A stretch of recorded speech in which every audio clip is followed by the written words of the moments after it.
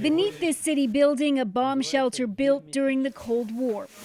It's one of thousands of spaces being inspected by Nikolai Budnik's team in case they have to be used. This one is meant to house essential workers. Our goal is to have shelters for 100% of our population, he said.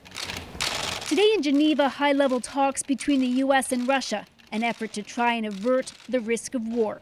This evening, Russia denied it's planning an attack and repeated a demand that the U.S. has already called a non-starter. It's absolutely mandatory to make sure that Ukraine never ever becomes member of NATO. Expectations for these talks were low even before they started, but that doesn't mean that people here think a large attack is imminent or even likely.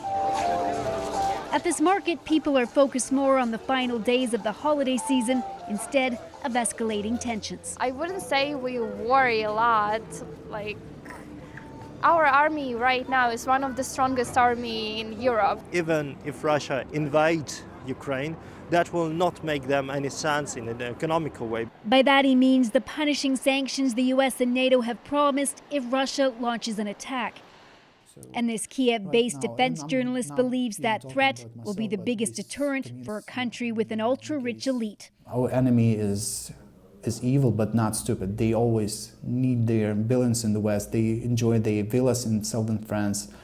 They got kids in the West, families in the West, and lots of assets. So they are definitely evil but not stupid. More high-level talks will take place later this week involving NATO and other European officials, but it's not clear just what they will accomplish. After today's discussion, the U.S. said there can be no real diplomacy with Russia unless it starts withdrawing its troops near the Ukrainian border. Briar Stewart, CBC News, Kiev.